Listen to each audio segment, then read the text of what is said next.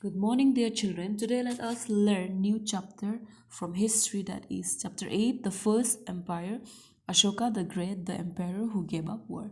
So let us learn about Ashoka in brief first. So Ashoka was a son of Bindusara, King Bindusara, who was born on 304 BC in Patliputra and died on 232 BC. His kingdom was Mauryan Empire. So first topic we have is the expansion of the empire. So during the period from 600 BC to 400 BC, there appeared in India few powerful kingdoms and republics. The first were smaller states known as Janapadas. With the passage of time, these Janapadas conquered the neighboring states and thus we formed bigger states known as Mahajanapadas, which we read in earlier in previous chapter.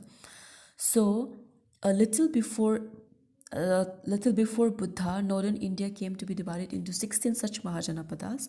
With the passage of time, Magadha under Bimbisara 547 to 495 BC and his son Ajanta Shatru 495 to 462 BC emerged as the strongest state in North India.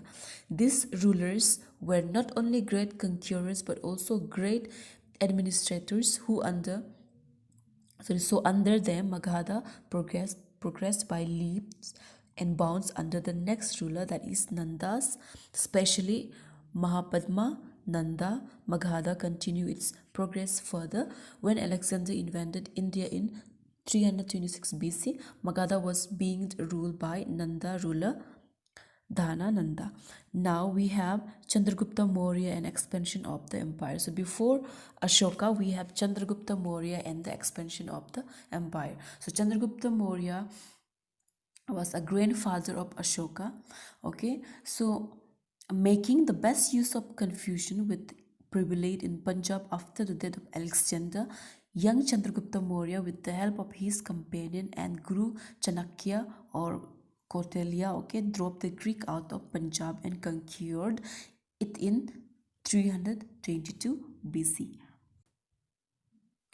So in the next year, making the best use of unpopularity of the last Nanda ruler, Dhanananda, he conquered Magadha in 321 BC. Then he never looked back and added one territory after another to his state. He soon transformed it into a vast empire in 305 BC when Seleucus, a Greek general, invaded India. Chandragupta Maurya defeated him. So Seleucus not only surrendered the four provinces of Herat, Kandahar, Kabul and Balochistan, but he also had to give his daughter in marriage to the Mauryan ruler. Encouraged by his success in North, Chandragupta Maurya is credited to have won many southern states as well. Thus, Chandragupta Maurya laid the foundation of a vast empire which extended from Bengal in the east to the Hindu Kush in the west, from the Himalayas in the north, Mysore in the south. Chandragupta was also great administrator. After Chandragupta Maurya, his son Bindusara ruled for some years, that is from 296 to 273 BC, but not much is known about his reign. After him, his illustrious son Ashoka succeeded him. After the Mauryan Empire, many empires were established in India, but the credit of establishing the first historical empire in India goes to the Mauryans, especially to the Chandragupta Maurya. So Chandragupta Maurya was the founder of the Mauryan Empire. Okay, so Chandragupta Maurya laid the foundation of the Mauryan Empire, which was a vast empire and extended from West Bengal in the east to the Hindu Kush in the west and from the Himalayas in north to Mysore in the south. Next, we have Mauryan Empire administration. The Mauryan Empire had smooth administration and efficient ruler. The government was centralized with lot of staff to make sure that work was carried on smoothly. Okay, taxes were collected regularly. Trade and commerce was carried on smoothly. Citizens were taken care of, and the army was always ready for any sort of external aggression or threat. Every province had its own officials who managed administrations at the grassroots levels. The main economic activity of the people was agriculture. The capital city of Patliputra was beautifully decorated and had all facilities that any modern city would have. So the modern administration had a central government with the king being the highest authority of the state. He was helped by a council of ministers. The whole empire was divided into provinces and the headman looked after each province. Land revenue was the chief source of income, which were used for public work such as roads, hospitals, etc., and also to maintain a large army. So this was modern empire and administration. So next we have civic administration of Patliputra. So here the king's palace was magnificent and he lived in luxury. The administration of the city was looked after by a committee of 30 members. This committee was further divided into 6 boards. So let's focus on that. These 6 points. First, the first board was concerned with industries and arts. The second board looked after the needs of the foreigners. The third boards recorded the birds and that. Number 4, the fourth board regulated the trade and commerce, okay, business, and checked weights and measures. Fifth, the fifth board assured the quality of the manufactured articles.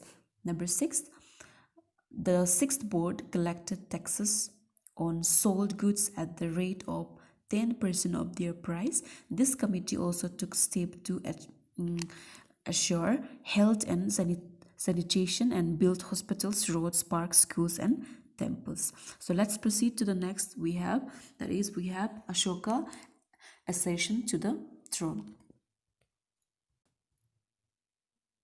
So Ashoka is regarded as one of the most popular rulers of ancient India. He belonged to the Mauryan dynasty. He was born in about 302 BC during Bindusara's reign. He served as the governor of Taxila and Ujjain and thus got enough experience of administration. He succeeded to the throne after his father's death in 273 BC, but his coronation ceremony was held 4 years later in 269 BC.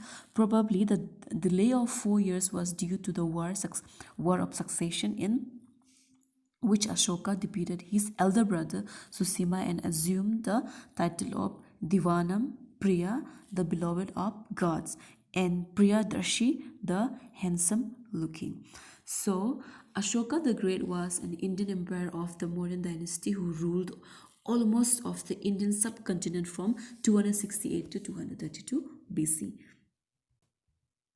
Next we have the Kalinga War 261 BC and further expansion of the Mauryan Empire.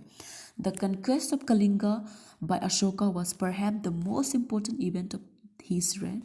Ashoka had inherited a vast empire from his grandfather and father, but Kalinga, the modern provinces of Orissa and Ganjam district, was not yet in his empire. Ashoka, who believed in the traditional policy of conquest and aggression, could not tolerate the existence of an independent state on the borders of his empire. Thus, Ashoka invaded his territory in 261 BC. The Kalinga people offered to resistance, but they were ultimately overpowered by the mighty Mauryan army. From Rock Edict 13, we come to know that the Kalinga people suffered much and as many as 150,000 persons were captured, 100,000 were slain, and many times that number died. Now we have results of the Kalinga War. Death and destruction in Kalinga made Ashoka unhappy. It became a turning point in his life, and he became the first monarch in the world history to abandon the path of war and violence. For the next 30 years that he ruled, he never went to war and became an ardent follower of the Buddha. Okay, so Apagupta, who was his guru, introduced him to Buddhism. Thereafter, Ashoka gave up his ambition of Digvijaya of victory in all directions and pursued a policy of Dharma Vijaya. Ashoka's empire was very vast, okay, very vast.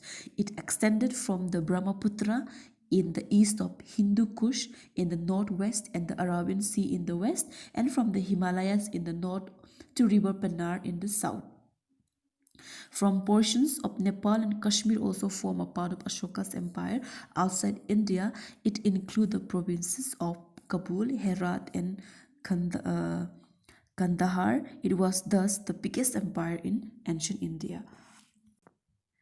As you can see here in the picture, figure 8.2 extent of Ashoka's empire. References is given here. The green in color is empire of Ashoka. The yellow in color is provincial capital. Pink is rock ethic, and light green is pillar ethic. So just now I read out that Ashoka empire was very vast. It extended from Brahmaputra, the Brahmaputra in the east of the Hindu Kush in the northwest, and the Arabian Sea in the west, and from the Himalayas in the north to River Pennar in the south. Some portions of Nepal and Kashmir also formed a part of Ashoka's empire. Outside India, it includes provinces of Kabul, Herat, and Kandahar. It was thus the biggest empire in ancient India. And next we have Ashoka's Dharma or Dhamma.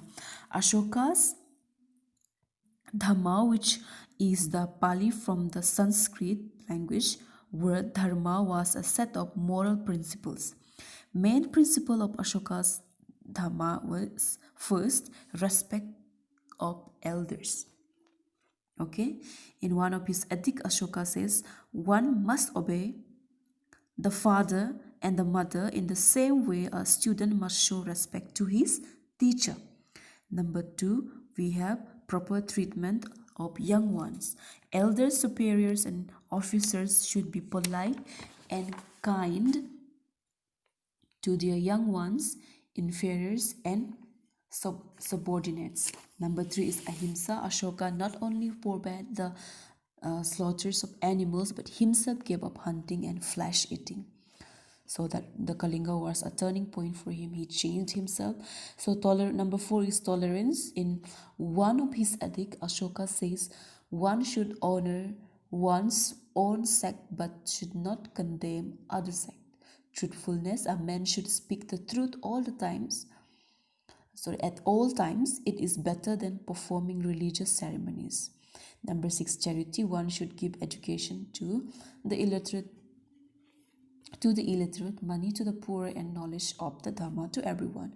Number seven, Ashoka, a pure life. Ashoka favored a pure and simple life. He said anger, cruelty, pride, and jealousy are great sin. Next, we have Ashoka and Buddhism. Ashoka occupies a high place in the history of Buddhism. In the beginning, he led a comfortable and luxurious life and indulged in all sort of merrymaking, but the suffering and bloodshed of the Kalinga War of 261 BC brought about a great change in his life, and he became an ardent follower of Buddhism. He now devoted all his time, energy, and vast resources for the spread of Buddhism in and outside India. So let us continue with the next topic, that is Ashoka's measure to spread Dhamma and Buddhism. Ashoka adopted the following measures to spread his Dhamma and Buddhism. He himself set an example before his people and gave up hunting and eating meat. And so many 1 2 3 4 5 6 7 8 points are given here, so read it by yourself. That he sent monks to preach the religion of the Buddha to far off countries. His own son Mahendra and his daughter Sangamitra went to Sri Lanka to spread about Buddhism. Next, we have Ashoka's ethic and inscriptions. Most of our knowledge about Ashoka's reign is obtained from his rock ethic and inscriptions. His ethics were inscribed in Prakrit and not in Sanskrit, because Prakrit was the language of the people in those days.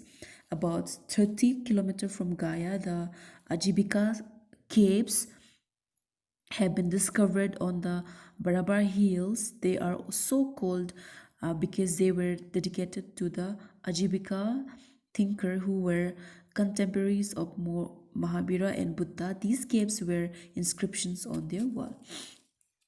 Importance of ethic.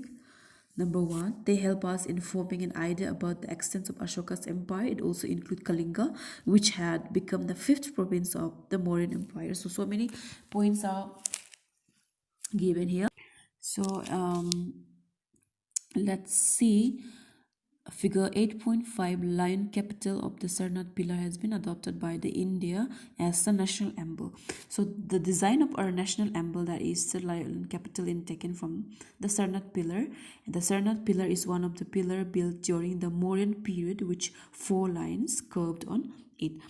Next, we have Ashoka's administration. Ashoka's administration laid great stress on people's welfare. He built many roads and planted trees on both their sides. He built a rest house for the travelers. He had well dug for the people. He opened a large number of hospitals for both for people and animals. He treated his subject as his children. At all times, he was ready for the service of his people.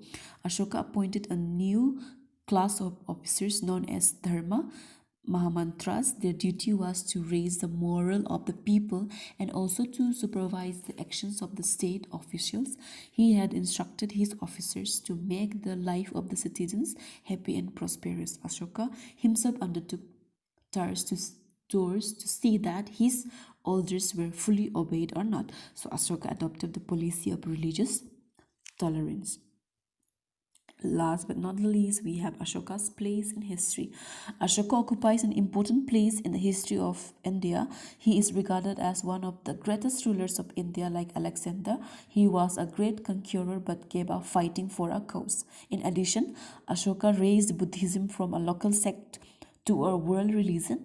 Ashoka followed the policy of religious tolerance. In one of his ethics, he says, there should not be honor to one's own sect of condemnation to another sect. On the contrary, other sect should be honored. By doing so, one promotes one's own sect and benefits another sect. Not only this, Ashoka gave the best administration to his subject, his people. He treated them like his own children and was always ready to serve them, not for man alone but for animals too. Hospitals were opened. In fact, there was all-round development during his reign. Okay, that is why historians showers praise upon Ashoka. So this was chapter 7, Ashoka the Great.